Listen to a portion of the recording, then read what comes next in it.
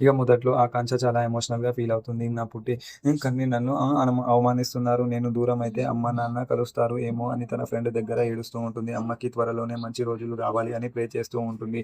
శ్రీకర్ ఆఫీస్‌కి వెళ్ళడానికి bike start చేస్తాడు. కానీ బైక్ స్టార్ట్ అవ్వదు. కార్ బుక్ చేసి పోవడం అంటే దొరకదు. అవని తన కార్‌లో ఆఫీస్‌కి వెళ్తున్నట్టు శ్రీకర్ వచ్చి కారు ఎక్కిస్తాడు. అవని వెంటనే శ్రీకార్‌ని తిడుతూ ఉంటుంది. "కారు దిగు నువ్వు. నాతో రావాల్సిన అవసరం లేదు" అని గట్టిగా చెప్తాడు శ్రీకార్. "ఇదివరకి మనం కలిసే వెళ్ళాము కదా!" అంటే అవని అప్పుడు నా మొగుడిలో మానవత్వం ఉండేది. ఇప్పుడు లేదు అని ధరణిని నీది ఆ ధరణి నాది అని బాంబ్‌లో చెప్తూ ఉంటాడు. అవని ఫుల్ కాన్ఫిడెన్స్‌తో మాట్లాడుతూ ఉంటుంది. "ఇప్పుడు నాతో నా కూతురి ఉంది.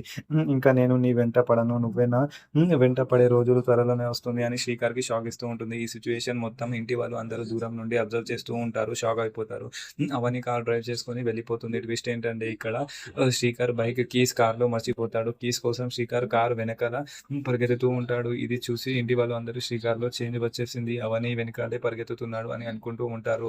ఇంట్లో ఇంకా మధ్య ఒక ఛాలెంజ్ మొదలైపోతుంది. శ్రీకర్ ఖచ్చితంగా అవనిని ఇంటికి తీసుకొని వస్తాడు అని అనుకోరు. ఒకరు లేదు అంత ఈజీగా ఛాన్స్ అవ్వదు అని ఇంకొకరు బెట్ వేసుకుంటూ ఉంటారు. మన నెక్స్ట్ ఎపిసోడ్ ఏం జరగబోతుందో అనేది చూద్దాం.